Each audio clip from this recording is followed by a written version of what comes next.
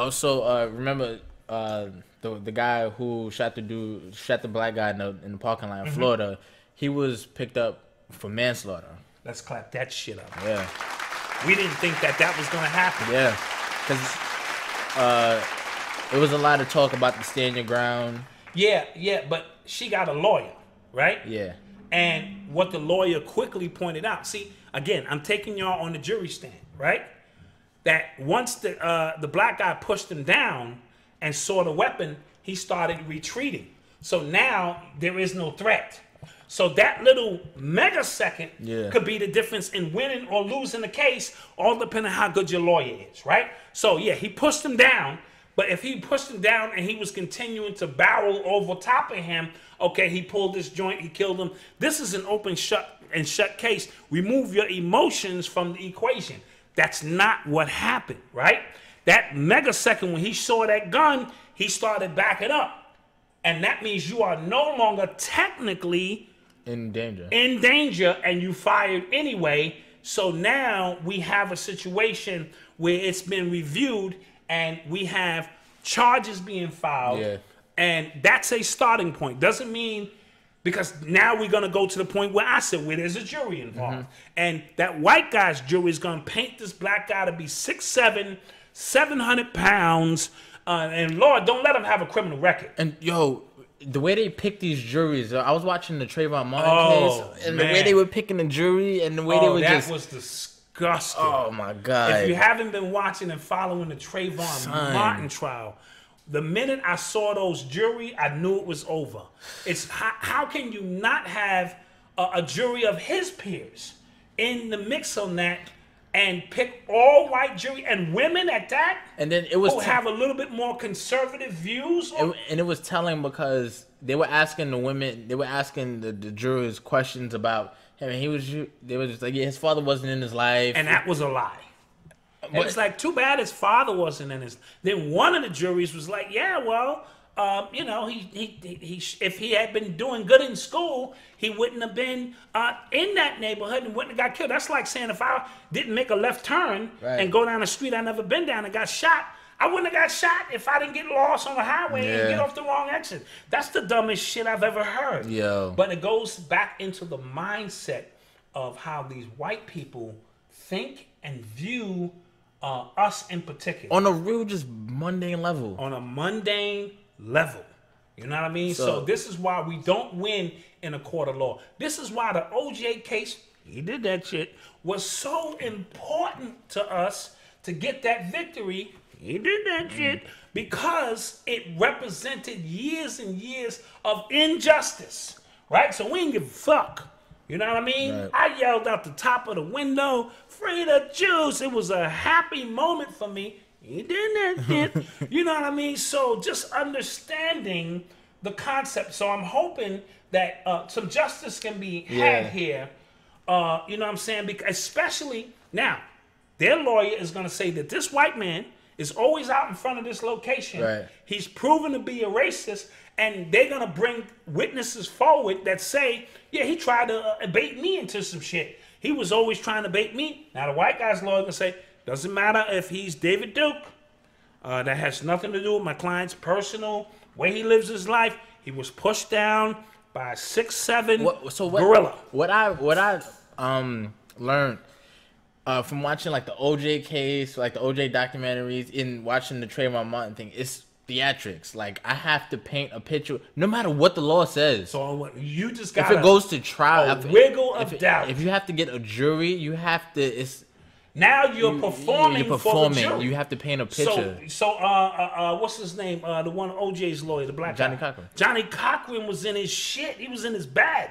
If it don't fit you, must have quit. He opened up the book of Psalms on their ass, and I know that's a ritual. When he opened up the book of Psalms and started going in, I said, oh, Johnny in his bag on their ass. Then he hit him with that shit. If the glove don't fit, you must have quit. So then he threw his hip-hop shit in there. And then, you know, OJ put the glove on. The shit made them look crazy. And he, in his final dissertation, when he was going in, I knew OJ was gonna walk. Unless these people because he just looked each and every he turned this shit into a race war. Shit ain't had nothing to do with race. OJ didn't even fuck with black people. Right? He don't even fuck with black people. Let's be clear. He turned that shit into some race shit. And then he looked that jury in his face and said, and then it showed them they must acquit. If it's not, boom, you have to acquit. If it's not 100% this, you have to acquit. If there's a wiggle of a doubt, he started saying that shit. I said, this nigga OJ gonna walk. You know what I mean? And sure enough, he did that shit. He walked, and he wrote a book about the shit. Let's not get into OJ, because I digress. Yeah. He wrote a whole fucking book about if he did do the shit. Which way he would have turned down. Yeah. Man. So, yeah. You are tuned into the sounds of Urban X. Oh, another week, a black woman, she was punched in the face by an Asian beauty store owner. Right, I saw that. Yeah, so what happened was, the backstory, the woman, her name was April Harding. She was getting into an argument with the guy because he was pressing her about her 3-year-old. With a 99-cent toy, With right? a 99-cent toy. She had already paid for her stuff. And you know how kids get. Kids, they pick up things on the way out. So he ran out the store like the kid stole a whole bunch of shit. So I believe she threw the shit back in the store, but he continued to press her. Right. And then she just flinged her arm. She ain't strike him. Right. She flung her arm. Like, if you see it, like, it kind of... Yeah, you kind of see it. Yeah, it kind of, yeah. And you know how we talk with... That's what I'm saying. We talk with our hands. So you might get smacked in your face just on me doing like this. And it ain't nothing personal. Side note, the way we used to start fights back in the day, like if you didn't want to fight and I didn't want to fight... You had the middleman. The middleman to put his hand out, hit you, and then hit you, and then y'all would fucking tussle... Like y'all couldn't figure that shit out on your own. Really weird kid shit. That's some really weird kid shit. But in this situation, he clocked his sister in her fucking eye. Yeah, she was bleeding. Yeah. She was bleeding. Yeah. And I'm going to say it again, and this time I'm going to say it in code because the show was already canceled. The triad would go in the store. The triad, not black people, the Chinese mafia would just go in the store with no cameras on because this can't be about on your Instagram and somebody would just duff him out? Duff his ass out with no cameras, right? This is very simple. I don't know who built you guys. You Instagram niggas with the guns on the camera and all the cash, but yeah, the Chinese dude just punched our sister in her mouth and it's all good. You see what I'm saying? This has to stop. And y'all I know y'all in this social media era where you think everything needs to be filmed. No, you walk in the store, you unplug his camera in the store, talking about the triad, and you duff him the fuck out, and that's the end of the story. It's nothing else to be said. What about the black cop that beat up homie? Oh, that was ridiculous. Do you have any pictures of that? All right, that black cop in Philly? Yeah. Was it Philly or Baltimore? No, it was Baltimore. Who just duffed out that black guy like he had an issue. That was MMA style. Yeah, and that was over an ID. And over an ID. Dude didn't show his ID. And I'm always preaching for black cops to patrol our communities because they know when we move our hands like that it's nothing. Right. That's the way we talk. That proved it all wrong. And that proved my theory all wrong. All wrong. And he quit. Yeah. He quit. Well, he got fired. Once the tape surfaced or something. Okay. They're still investigating him because I think they're gonna bring him. No, he actually got indicted. He needs to be really indicted quick because he showed a hatred for black people. But look how fast they got him. But when it's a white cop, right? You got to go through all the paperwork and desk duty, or he just and getting his checks, paid leave or something. Absolutely. You know what I'm saying? They got him early. But that's just a sign to show you, like, if you could be in that blue wall, but once. You're not white. You know what I'm saying? There's the blue wall and then there's the white wall. Right. Within that blue wall. Within the blue wall. Yeah, right. And we understand how that operates. Yeah. So he deserves to be indicted because that was fucked up. Even his partner was trying to. If you see his partner was like, yo, like, dude, like this shit is crazy. Hey, you wildin'. You wildin'. Yeah. So that was crazy. Any questions from the chat? Let's go to the chat. He resigned. Oh, he resigned? But they brought him up on charges, though. Yeah, he resigned, but the triad gonna get his ass. This video, the black cop resigned, okay. That was crazy, that dude was mad at his wife that day. Probably so. William, the young guard Sanders, he probably was mad at his wife. Because remember, George Zimmerman had an argument with his wife that night. Yeah. And then as a result, it resulted in him killing Trayvon. You know what I mean? So he was angry. He was already filled with anger. That was And deep. then a lot of these police officers are on steroids. You know what I'm saying? They bodybuilders, they're on steroids.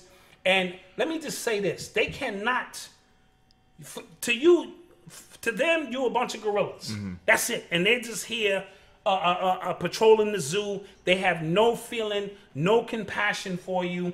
It's like if a bear ran up on me and I go, yo, bear, chill, man. I got a family, man. You know what I'm saying? I'm just graduating. You know, I just lost my job, man. And the bear's going, huh?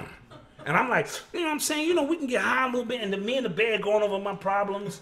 That's not the way it works. The bear's just, you just fooled to the bear. Yeah. The bear can't process this shit you talking about. Mm-hmm. You know what I mean? So we keep looking, we keep showing white people and looking for compassion and sympathy, and they going, bro, I can't. I wish I could feel this emotional shit you talking, but you look like a snack. You know what I mean? And I'm ready to eat. You know what I'm saying? Like in Kentucky or Memphis when they shot that young kid in his back this week. Yeah. Right? He was running from the police officer. He was in a stolen car. Mm-hmm. We deal with transparency. He was in a stolen car and he had a gun on him. Right? However, he took off running. The police officer was running behind him and said, fuck this shit. Got in his position and shot him in his goddamn back. Just that move because to you just a gorilla fucking running away. That's all they see.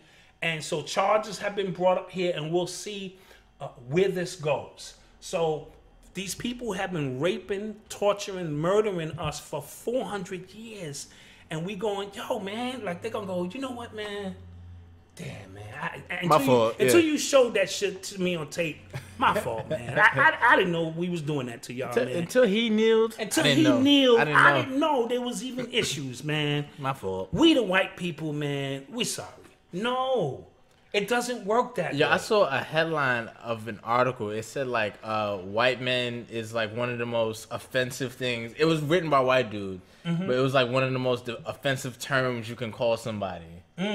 Right? And that goes because a lot of white people now they're trying to flip the narrative and become the victim because they're saying in a social political world that they're always being attacked, so we actually are the victim now. Right, victim consciousness. Yeah. Now they're gonna reverse that shit on you. Right, and it's throwing black. They call it gaslighting. Like it's throwing black people for a loop. Like wait, what? Like, wait, what? Yeah. Like yeah. So you. Yeah. You the victim? Oh shit, man. Yeah. You know, black people, we get real confused. Man, I'm sorry about that shit, man. All this time, man, I thought my people getting raped and tortured and murdered and castrated. But right now, But right now, because you know something, man, we was wrong, man. We just gonna go out and march, man, and go home, man. That's all we gonna do, man. So peace. This is the Black Dot, author of the underground classic Hip Hop Decoded and Urban Culture Decoded. For 15 years, I've been decoding hip-hop, breaking it down, giving you it piece by piece, the DNA of hip-hop, all of its multifaceted components. For the next 15 years, I want you to join me as I give you hip-hop recoded, and we put it back together, giving you its RNA so that we don't leave the next generation lost. But I have to give you a disclaimer. I am not a hip-hop guru. This is not hip-hop law. This is for pure entertainment purposes only. I am not a doctor. So before you take the red pill and go with us into the matrix of hip hop, consult your doctor to see if hip hop recoded is for you. With that being said, we thank you for your patronage and we see you on the other side. Peace.